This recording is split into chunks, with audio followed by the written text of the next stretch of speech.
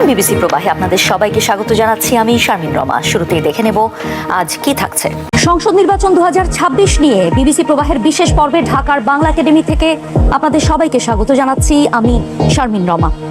BBC বাংলার বিশেষ এই আয়োজনে আজ জানবো নির্বাচনী প্রচারণার খবর, জানবো নির্বাচন ঘিরে রাজনীতিবিদরা কি ভাবছেন, বিশ্লেষকেরাই বা পরিস্থিতি কেমন দেখছেন। তো চলুন পরিচিত হওয়া যাক আমন্ত্রিত অতিথিদের সঙ্গে।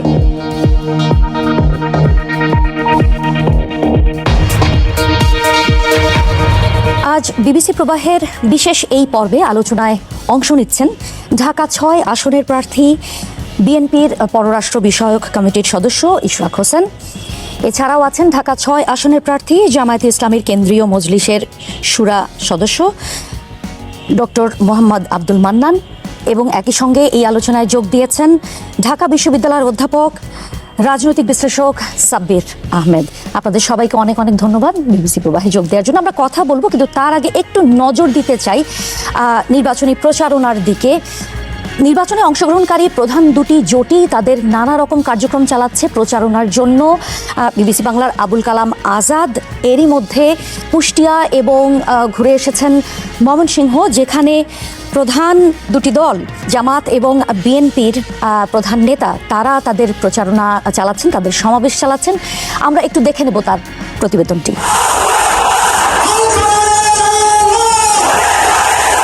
নির্বাচনের প্রচারণায় একদিকে জামায়াতের আমির ডক্টর শফিকুর রহমান, আরেকদিকে 17 বছর পর দেশে ফিরে ভোটের মাঠে বিএনপির নেতৃত্ব দিচ্ছেন তারেক রহমান।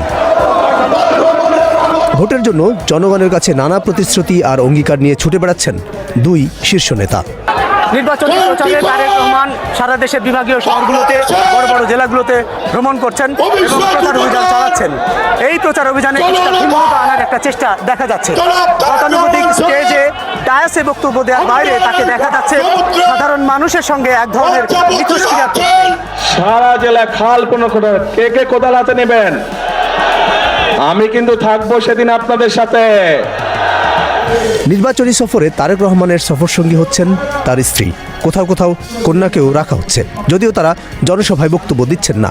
ক্ষমতায় গেলে কি করবেন, দলনেতা হিসেবে সেই কথাগুলোই তুলে ধরছেন তারেক রহমান। আমরা একটি ফ্যামিলি কার্ড নামে কার্ড দিতে চাই মা বোনদেরকে। বিএনপির বড় দুটি প্রতিশ্রুতি, ফ্যামিলি কার্ড আর খাল খনন, গুরুত্ব পাচ্ছে সব জনসভায়। আছে শিক্ষা স্বাস্থ্যের উন্নতি করার অঙ্গীকার, স্থানীয় সমস্যা সমাধানের আশ্বাস, সমালোচনা থাকছে অতীতের ভোটের। দলীয় প্রধানের বক্তব্যে এবার ভোট কেন্দ্রে যাওয়া এবং কেন্দ্র পাহারার নির্দেশনাটি বিশেষভাবে লক্ষণীয়। মুসলমান যারা ফজরের জামাত আদায় করবেন, যার যেই ভোট কেন্দ্রের সামনে, ঠিক আছে, করে লাইন দিয়ে দাঁড়াবেন। ভোট শুরু হবে, সাথে সাথে ভোট দেওয়া ইনশাল্লাহ শুরু করবেন। কিন্তু ভোট দিয়ে সাথে সাথে চলে আসলে চলবে না। কি করা লাগবে? থাকতে হবে, কড়ায় গন্ডায় বুঝে নিয়ে আসতে হবে। 17 বছর পর দেশে ফেরা তারেক রহমানকে ঘিরে বাড়তি উৎসাহ, নিরাপত্তার কড়াকড়ি লক্ষ্য করা যাচ্ছে সবখানেই। তবে জনসমাগম আর আগ্রহ সৃষ্টি করেছেন জামায়াতের আমির শফিকুর রহমানও। আসন্ন নির্বাচনে বিএনপির প্রধান প্রতিপক্ষ জামায়াতের নেতৃত্বে 10 দলীয় জোট। এ জোটে 24-এর অভ্যুত্থানকারী দল এনসিপি থাকলেও জোটের প্রধান নেতা জামায়াতের আমির শফিকুর রহমান। নির্বাচনী প্রচারে জামায়াত ইসলামীর আমির সারা বাংলাদেশ সফর করছেন এবং ভোট চাইছেন জোটের পক্ষে। এখানে হ্যাঁ ভোটের পক্ষেও একটা প্রচারণা দেখা যাচ্ছে। জামায়াতের জনসভাগুলোয় গুরুত্ব পাচ্ছে 24-এর আন্দোলন। 71 প্রসঙ্গ এড়িয়ে যাচ্ছে জামায়াত। দলটির ভাষায় অতীত নয়, সামনে এগোতে চায় তারা। This is the reality of time. আলহামদুলিল্লাহ, দেশবাসী, বিশেষ করে যুব সমাজ এবং মায়ের জাতি, তারা আর বস্তা পচা রাজনীতি দেখতে চান না। জামায়াতের আমির প্রায় সব বক্তব্যে বেকারত্ব দূর করা এবং নারী নিরাপত্তাকে সামনে আনছেন। আমরা নিশ্চিত করছি, ভোট থেকে শুরু করে যুদ্ধের ময়দান পর্যন্ত যারা পছন্দ করবেন, যারা যেতে চাবেন, তাদের জন্য দুয়ার খুলে দেওয়া হবে ইনশাআল্লাহ। এবং সেখানে তাদের পূর্ণ নিরাপত্তা এবং সম্মান, মর্যাদা নিশ্চিত করা হবে। নির্বাচনী প্রচারে প্রতিশ্রুতির সঙ্গে পাল্টাপাল্টি বক্তব্য, আক্রমণও বাড়ছে। নাম উল্লেখ না করে বিএনপি এবং দলটির চেয়ারম্যানকে টার্গেট করে বক্তব্য আসছে। দুর্নীতি ও চাঁদাবাজি প্রসঙ্গটি জামায়াতের আমির প্রায় সবখানেই উল্লেখ করছেন। এই তো শুরু হয়ে গেল মামলা বাণিজ্য। জায়গায় জায়গায় দখলদারি, জায়গায় জায়গায় আমাদের ভাইয়েরা নেমে পড়লেন চাঁদাবাজি করতে। আমরা গভীরভাবে বিশ্বাস করি এদের দৃষ্টিভঙ্গি এবং চরিত্র পরিবর্তন না হলে এরা দেশের জন্য ভালো কিছুই করতে পারবে না। একইভাবে বিএনপি নেতাও নাম উল্লেখ না করে জামায়াতের সমালোচনা করছেন। 2001 থেকে 2006 সাল পর্যন্ত তাদেরও তো দুজন সদস্য বিএনপির সরকারে ছিল না? ছিল। তো বিএনপি যদি অতই খারাপ হয় তাহলে ওই দুই ব্যক্তি কেন পদত্যাগ করে চলে আসেনি? প্রথম দিন থেকে শেষ দিন পর্যন্ত সরকারে থাকাই প্রমাণ করে যে নিজেরাই নিজেদের মানুষ সম্পর্কে কত বড় মিথ্যে কথা তারা বলছে। দেশ পরিচালনায় অতীত অভিজ্ঞতা এবং সুনির্দিষ্ট পরিকল্পনার বিষয়টি সামনে এনে বিএনপি চেয়ারম্যান ধানের শীষের পক্ষে জনগণের কাছে ভোট চাইছেন। আর জামায়াতের আমির আশা করছেন অতীতে সব দলকে ক্ষমতায় দেখা সাধারণ মানুষ এবার তাদেরকেই সমর্থন দেবে। Abul Kalam Azad, BBC news Bangla. এবারে আমন্ত্রিত অতিথিদের কাছে যাব। ডক্টর মান্নান, আমি শুরুতে আপনার কাছে একটু যেতে চাই, কারণ নির্বাচনে দেখা যাচ্ছে প্রচারণার ক্ষেত্রে কথার লড়াই থেকে একেবারে সহিংসতার দিকে চলে যাচ্ছে, এমন কিছু ঘটনাও ঘটেছে। আপনাদের একজন নেতা নিহতও হয়েছেন। তো নির্বাচনী পরিবেশ আসলে কি সংঘাতের দিকে যাচ্ছে কিনা, কেমন দেখছেন প্রচারণার পরিবেশ? আপনাকে ধন্যবাদ। দেখেন, নির্বাচনী প্রচারণা এবং নির্বাচনী পরিবেশ খুবই আমাদের জন্য গুরুত্বপূর্ণ। নির্বাচন তফসিল ঘোষণার পরে শরীফ ওসমান বিন হাদির শাহাদাত হয়েছে। এরপরে যেটা শেরপুরে যে ঘটনাটা ঘটে গেল, এটা কিন্তু সরকারের পক্ষ থেকে, ইউএনওর পক্ষ থেকে আয়োজন ছিল, সরকারি আয়োজন ছিল। আমাদের লোকেরা ধৈর্য ধরে স্টেডিয়ামের ভিতরে বসেছিল, কিন্তু যাদের যাওয়ার পথটা সরকার নিরাপদ করতে পারে না, আইন শৃঙ্খলা বাহিনী, যার কারণে সন্ত্রাসীরা ওত পেতে বসেছিল। যাওয়ার সময় আমাদের একজন উপজেলা সেক্রেটারিকে সেখানে কুপিয়ে হত্যা করা হয়েছে, দুর্ভাগ্যজনক। আমি মনে করি যে বসাকে কেন্দ্র করে এক দলের গ্রুপটা যথা টাইমে এসে তার জায়গা মতো বসলেন, কিন্তু একদল পরে এসে তারা বসা নিয়ে গ্যাঞ্জাম করলেন, যদিও অনেককে জায়গা দেওয়া হয়েছিল দায়িত্বশীল লেভেলে। তো এইটা দুর্ভাগ্যজনক। সবাইকে ধৈর্যের পরিচয় দিলে ভালো হতো। আমিরে জামাত এ ব্যাপারে বলেছেন যে আশা করি আইন শৃঙ্খলা বাহিনী এ ব্যাপারে যথাযথ ব্যবস্থা করবেন, যারাই দোষী হোক দৃষ্টান্তমূলক শাস্তি দিবেন। আপনার কাছ থেকে শুনতে চাই, আপনারা কোনো ধরনের চ্যালেঞ্জ ফেস করছেন কিনা নির্বাচনী প্রচারণার ক্ষেত্রে? ধন্যবাদ। আসলে আমি যে আসন থেকে আমরা নির্বাচন করছি সেই আসনে অত্যন্ত একটি সৌহার্দ্যপূর্ণ পরিবেশ বজায় রয়েছে এবং শান্তিপূর্ণ পরিবেশ বজায় রয়েছে। তবে যে ঘটনাটি গতকাল ঘটেছে এটার আমি তীব্র নিন্দা ও প্রতিবাদ জানাচ্ছি। নিঃসন্দেহে এই ধরনের ঘটনা আমরা অনাকাঙ্ক্ষিত। কিন্তু এই ধরনের ঘটনা কিন্তু বেশ কিছু জায়গায় ঘটেছে এবং বিভিন্ন জায়গা থেকেই কিন্তু আমরা এই ধরনের খবর পাচ্ছি। একটা বিষয় খুবই লক্ষণীয় যে গণ অভ্যুত্থান পরবর্তী সময়ে রাজনীতিতে নতুনত্ব আসবে সেই আশা করা হয়েছিল এবং রাজনীতিবিদেরাও পরিবর্তনের কথা বলেছেন, কিন্তু পরবর্তীতে এসে এই নির্বাচনের মাঠে দেখা যাচ্ছে আসলে সেই পুরনো চিত্রই। তাহলে কি পুরনো সংস্কৃতিরই পুনরাবৃত্তি করছেন আপনারা? না, আপনি একটা জিনিস খেয়াল করে দেখবেন যে বাংলাদেশের নির্বাচনে, জাতীয় নির্বাচনে কিন্তু এর চেয়ে অনেক বেশি আরও ভায়োলেন্স ইতিপূর্বে আমরা লক্ষ্য করেছি, কিন্তু আমি সেটাকে প্রমোট করছি না। তবে রাতারাতি তো আপনি সব কিছু চেঞ্জ করে ফেলতে পারবেন না, ইটস এ কন্টিনিউয়াস প্রসেস।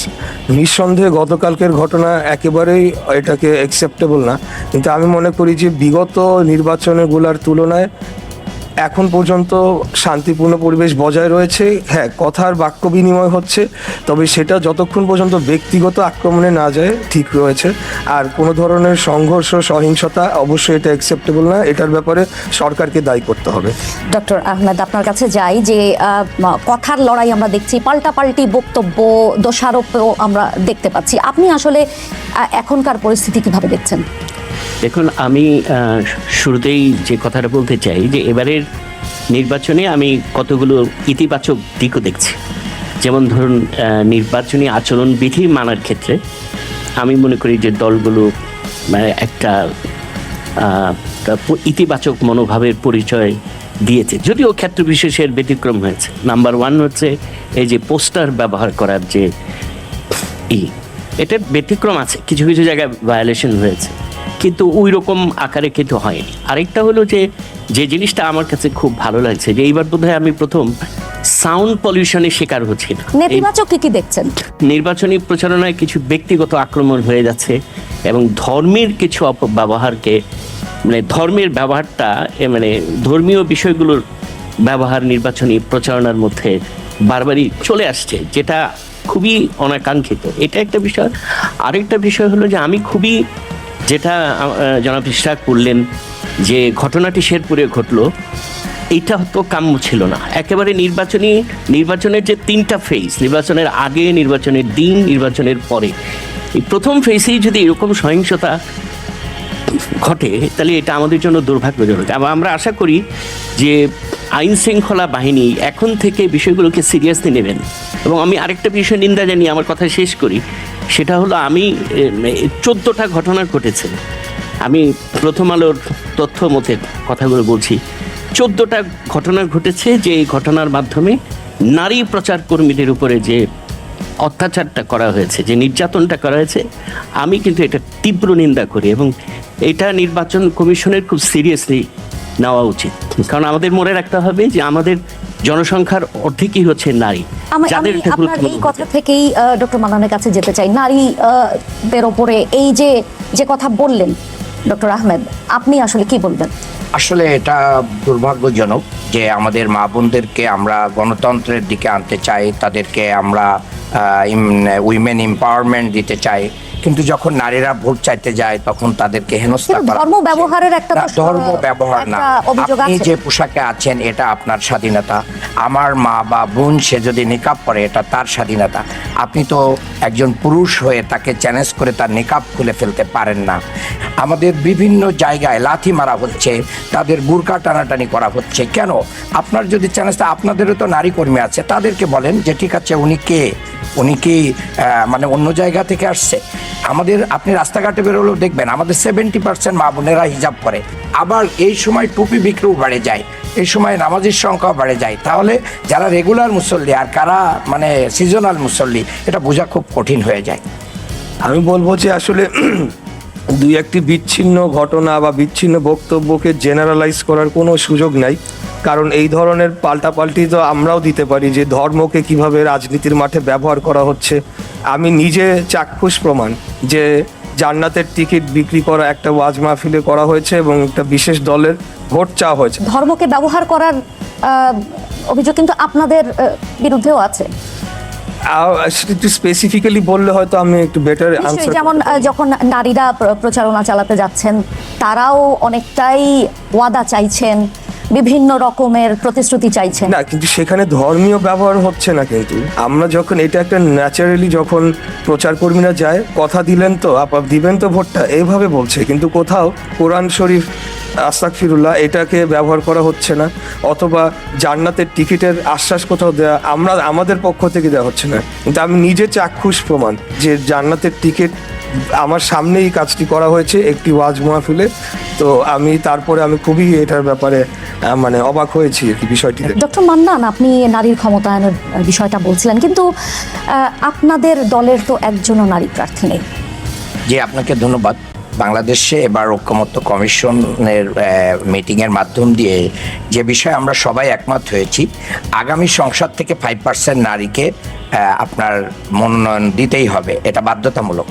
যেহেতু এটা বাধ্যতামূলক করে নাই, আমরা নারীর জন্য আমাদের নারীরা কাজ করছে। ইতিপূর্বে উপজেলা নির্বাচন, ইউনিয়ন নির্বাচনে আমাদের নারীরা অংশগ্রহণ করেছে, তারা যে অ্যাবসেন্ট আছে তা না, এবং নির্বাচনে মাঠে আসছে। আগামী নির্বাচন থেকে আপনারা সেটা আমরা রেগুলার দিব। এবং এই নির্বাচনে যে সংরক্ষিতটা যে রেখে দেওয়া হয়েছে, সেই সংরক্ষিত আসনে আমাদের নারীরা অংশগ্রহণ করবেন।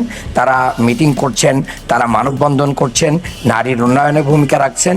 তাদেরকে রাজনীতির মাঠে ওপেনলি ফাইট করার জন্য আমরা আগামী নির্বাচনে নিয়ে আসবো ইনশাআল্লাহ।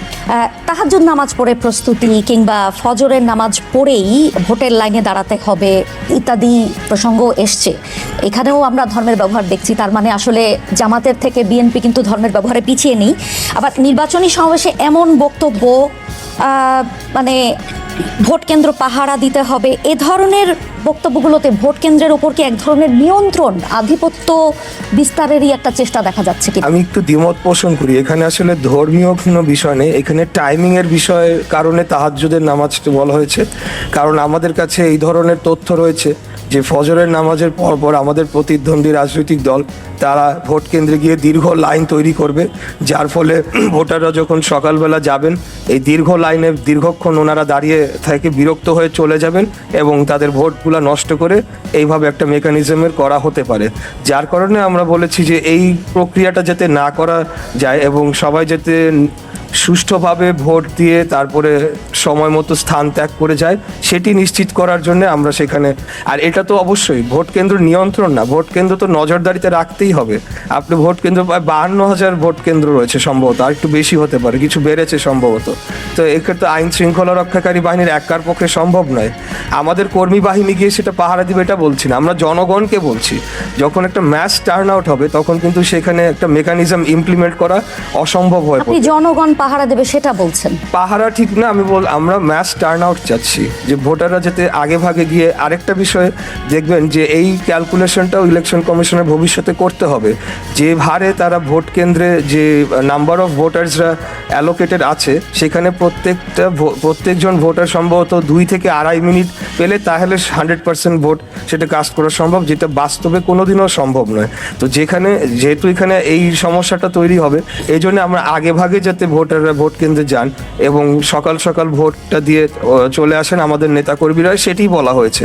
কারণ অনেক সময় ভোটাররা দেখা গেছে একটু দেরি করে ওঠেন ঘুম থেকে, তো সেটা আমি আপনার কথা সূত্র ধরে একটু ডক্টর আহমেদ আপনার কাছে যেতে চাই। বাংলাদেশে অধিকাংশ নির্বাচনের ক্ষেত্রেই দেখা গেছে যে কম বেশি কেন্দ্র দখল কিংবা কারচুপির মতন অভিযোগ রয়েছে। তো 2018 সালের যে নির্বাচনটি সেটিকে এখনো ওই যে রাতের ভোটের নির্বাচন হিসেবে মানে আলোচনাতে এটি সবসময় আসে, সেখানে তাহাজ্জুদ বা ফজরের পর লাইনে দাঁড়ানোর প্রসঙ্গ, এটিকে আসলে আপনি কিভাবে দেখেন?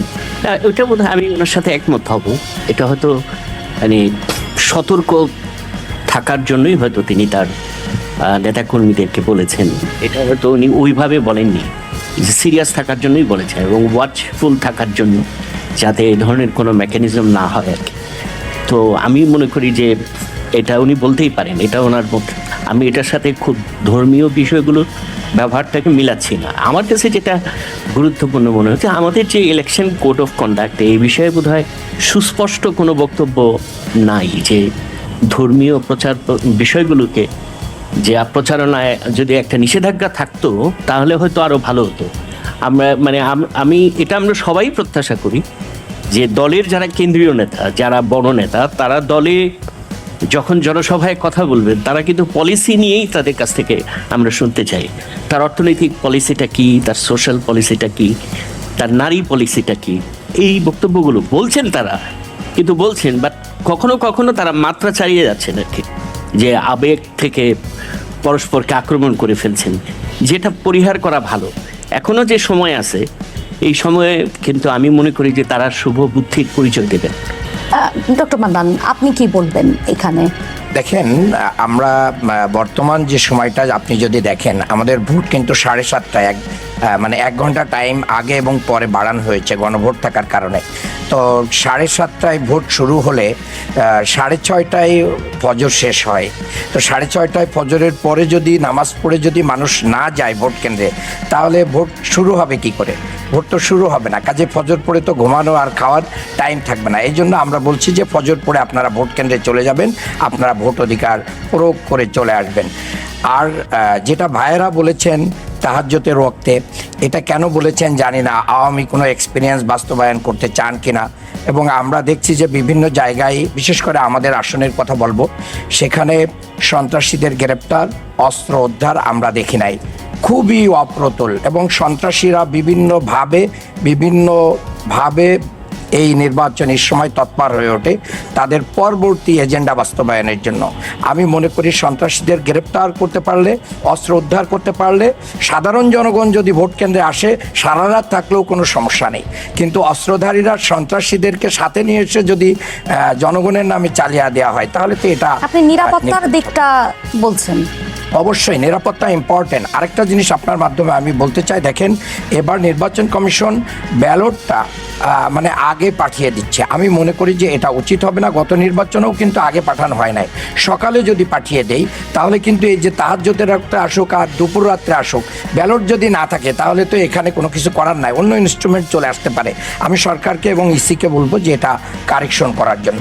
আপনারা দুজনই ঢাকা 6 আসন থেকে প্রতিদ্বন্দ্বিতা করছেন। আপনাদের পাশাপাশি এই আসনে অন্যান্য দলের আরও 5 জন প্রার্থীও রয়েছেন। মিস্টার হোসেন, গণভোটের ক্ষেত্রে আপনাদের অবস্থান কি প্রচারণায়, সেটা আপনারা কতটা আনছেন? আমাদের অবস্থান স্পষ্ট, আমরা হ্যাঁ ভোটের পক্ষে। আমাদের দল ঐকমত্য কমিশন অংশগ্রহণ করেছে, আলোচনায় অংশগ্রহণ করেছে, জুলাই সনদে স্বাক্ষর করেছে। We are signatory of that আপনার চার্টার। সো এটা নিয়ে কোনো বিভ্রান্তির কোনো সুযোগ নেই। অবশ্যই আমরা যেখানে প্রচারণায় যাচ্ছি, আমি নিজে প্রার্থী হিসেবে আমি সব জায়গায় বলছি আপনারা হ্যাঁ ভোটে ভোট দিবেন। কেউ যখন আমাদের কাছে জানতে চাচ্ছে এবং আমাদের আভ্যন্তরীণ যে প্রস্তুতিমূলক সভা হচ্ছে সেখানে আমাদের প্রচার টিম এবং অন্যান্য যারা কমিটিগুলো রয়েছে আমরা বলে দিয়েছি যে আমরা হ্যাঁ ভোটের পক্ষে। খুব স্পষ্ট এখানে আমাদের। ডক্টর মান্নান, আপনারা তো গণভোট নিয়ে আপনাদের অবস্থান স্পষ্ট করেছেন যে আপনারা হ্যাঁ ভোটের পক্ষে, কিন্তু ভোটারদের কাছে এটা আসলে কতটা স্পষ্ট সেটা নিয়ে প্রশ্ন আছে। আমি মনে করি ঢাকা শহরে আমাদের এই ভোটারদের এখানে স্পষ্টতা নাই। তাদেরকে যখনই বলা হচ্ছে গণভোটে কি দিবেন, তারা বলছে আমরা হ্যাঁ ভোট দিব। আজকে আমিরে জামাত গণভোটে বাস নামিয়েছেন, জনসচেতনতা তৈরির জন্য উদ্বোধন করেছেন। এটা আরও বেশি ত্বরান্বিত করবে। আর বিশেষ করে আমি বলবো আমাদের আসনে চাঁদাবাজি আছে, দখলবাজি আছে, সন্ত্রাস আছে, মাদক আছে, বুড়িগঙ্গা দখল আছে এবং দূষণ আছে। আমরা জনগণকে বলছি আমাদেরকে যদি ম্যান্ডেট দেন তাহলে আপনাদের জন্য এগুলো আমরা রিমুভ করে আপনাদের সরকার কায়েম করব এবং আপনাদের সেবা চালু করব। সেখানে সন্ত্রাস থাকবে না, দুর্নীতি থাকবে না, ব্যবসায়ীরা নিরাপদে ব্যবসা করবে, মাদক সম্রাটদের কোনো আনাগোনা এখানে থাকবে না। গ্যাস সংকট তীব্র রয়েছে, যানজট রয়েছে, এগুলোও আমরা দূরীভূত করবো ইনশাআল্লাহ। এবং সবচেয়ে বড় একটা বিষয়, আমরা খুব কর্ডিয়াল পরিবেশে দুই পার্টি আমরা কথা বলছি। আমার ভাই একটা বিষয় বলে ফেলেছিলেন, হয়তো স্লিপ অফ টাং হতে পারে, যে আমরা যদি মনে করি তাহলে জামাত এখানে নামতে পারবে না। আমি জানি না ভাই কোন সেন্সে এটা বলেছেন। তো এটা আমি মনে করি গণতন্ত্রের ভাষা না, গণতন্ত্রে আমরা পরস্পরের প্রতি শ্রদ্ধাশীল থাকব। আপনাদের ঢাকা 17-এর একজন প্রার্থী তিনি বলেছেন যে ঢাকা শহরে বিএনপি সব প্রার্থীদেরকে সাইজ করে দেবেন। তো সেই বিষয়টা নিয়ে আমি ঘোরতর আপত্তি জানিয়েছি। যদি উনি বলতেন আমরা সব প্রার্থীকে পরাজিত করে দেব, আমরা তাদেরকে হারিয়ে দেব, তাহলে এই বিষয়ে আমার মন্তব্য করার সুযোগ ছিল না। যেহেতু তিনি সাইজ করে দিব বলেছেন, সেটা আমি মনে করছি একটা ভায়োলেন্স ইনসাইটের একটা ইন্ডিকেশন রয়েছে। তো এরকম যদি কোনো বিষয় থাকে, আমরাই আন্দোলন সংগ্রাম করে আসছি 17 বছর, তো আমাদেরকে তো ওইভাবে হালকাভাবে নেওয়ার সুযোগ নেই। আমি তার জবাবে এই কথাটি বলেছি, অন্য কোনো বিষয় নেই। আমরা অত্যন্ত ঢাকা 6 আমরা খুব সৌহার্দ্যপূর্ণ পরিবেশে রয়েছি, এটা নিয়ে কোনো সন্দেহ নাই। ডক্টর আহমেদ, আমরা রাজনীতিবিদদের কথা শুনলাম, নির্বাচন ঘিরে নানা ধরনের উদ্বেগ যেমন রয়েছে, অনেকের মাঝে আবার আইন শৃঙ্খলা পরিস্থিতি, নিরাপত্তা নিয়েও উদ্বেগ রয়েছে এবং লুট হওয়া অস্ত্র অনেকটাই উদ্ধার হয়নি, এরকম ইস্যুও রয়েছে। তো এখন পর্যন্ত যেসব ঘটনা উদ্বেগ সৃষ্টি করছে সেগুলোর বিষয়ে সরকার এবং নির্বাচন কমিশনকে আপনি কতটা সতর্ক অবস্থানে দেখেন? আমি দেখছি না। যদি দেখতামই তাহলে হয়তো শেরপুরের এই ধরনের ঘটনাটা এড়ানো সম্ভব হতো। হ্যাঁ, এবং ধরেন এই যে মিরপুরে যে ঘটনা ঘটলো প্রচার করার সময় নারী কর্মীদের উপরে, আমি কোনো দলেরকে ইন্ডিকেট করে বলছি না, বাট আমি জেনারেলি বলতেছি, নারী কর্মীদের উপরে যেভাবে করা হলো, মানে ওইখানে মানে তাদের উপরে যেভাবে ছাপিয়ে পড়া হলো, এই যে বিষয়গুলো, এই বিষয়গুলো ট্যাকেল করার ক্ষেত্রে আমি কিন্তু আইন শৃঙ্খলা বাহিনীর কোনো সক্রিয় আমার চোখে পড়ে নাই। হয়তো আমি জানি না, হয়তো পড়েছে, কিন্তু আমার চোখে পড়ে নাই। আমার মনে হয় যে আইন শৃঙ্খলা বাহিনী যদি দুর্বলতার পরিচয় দেয়, বিশেষ করে সামরিক বাহিনীর ভূমিকাটা যদি মুখ্য না হয়, তাহলে আমার মনে হয় যে এই নির্বাচন একটা যেন-তেন নির্বাচনে পরিণত হওয়ার সম্ভাবনা, আশঙ্কা আমি করি। ইরানের জলসীমার কাছাকাছি যুক্তরাষ্ট্রের US Abraham Lincoln carrier strike group পৌঁছানোতে নতুন করে উত্তেজনা বেড়ে গেছে। এতে শঙ্কা তৈরি হয়েছে ওয়াশিংটন ও তেহরান হয়তো সরাসরি সংঘাতের দিকে এগোচ্ছে। সাম্প্রতিক বছরগুলোর বিবেচনায় এই মুখোমুখি অবস্থান এখন সবচেয়ে বিপজ্জনক পর্যায়ে। এই সামরিক তৎপরতা এমন এক সময় ঘটছে যখন ইরানের সাম্প্রতিক দশকের মধ্যে সবচেয়ে বড় ও সহিংস বিক্ষোভ দমন অভিযান চলছে। ইরানের নেতৃত্ব এখন দুই দিক থেকে চাপে রয়েছে। একদিকে রাজপথের বিক্ষোভ, যেখানে ক্রমাগত পুরো শাসন ব্যবস্থা অপসারণের দাবি উঠছে। অন্যদিকে যুক্তরাষ্ট্রের প্রেসিডেন্ট ডোনাল্ড ট্রাম্প, যিনি নিজের পরবর্তী পদক্ষেপ কি হবে তা ইচ্ছাকৃতভাবে অস্পষ্ট রেখেছেন। এতে শুধু তেহরানে নয়, আগে থেকেই অস্থির অবস্থায় থাকা পুরো মধ্যপ্রাচ্যেই উদ্বেগ বেড়েছে। এর আগে যুক্তরাষ্ট্রের সঙ্গে উত্তেজনার সময় ইরান খুব হিসেব করে পদক্ষেপ নিয়েছে। সরাসরি যুদ্ধ এড়িয়ে দেরিতে ও সীমিত আকারের প্রতিশোধ, এটাই ছিল তেহরানের কৌশল। 2025 সালের 21 ও 22 জুন যুক্তরাষ্ট্র ইরানের পারমাণবিক স্থাপনায় হামলা চালানোর পরদিন ইরান কাতারের আল উদেইদ বিমান ঘাঁটিতে ক্ষেপণাস্ত্র নিক্ষেপ করে। প্রেসিডেন্ট ট্রাম্প জানান, ইরান আগেই সতর্কবার্তা দিয়েছিল, ফলে অধিকাংশ ক্ষেপণাস্ত্র ভূপাতিত করা হয় এবং কোনো হতাহতও হয়নি। বিশ্লেষকদের মতে এতে ইরান শক্ত অবস্থান দেখালেও বড় যুদ্ধ এড়াতে চেয়েছিল। একই ধরন দেখা যায় 2020 সালের জানুয়ারিতে ট্রাম্পের প্রথম মেয়াদের সময়। যুক্তরাষ্ট্র কুদস ফোর্সের প্রধান কাসেম সোলেইমানিকে হত্যার 5 দিন পর ইরান ইরাকের আইন আল আসাদ ঘাঁটিতে ক্ষেপণাস্ত্র হামলা চালায়। সেবারও আগাম সতর্কতা জারি করা হয়েছিল। কেউ নিহত না হলেও অনেক মার্কিন সেনা পরে মাথায় আঘাতের কথা জানান। কাসেম সোলেইমানি হত্যার মতো বড় ধাক্কার পরও ইরান খুব তীব্র প্রতিক্রিয়া দেখায়নি বলেই মনে করেন অনেকে।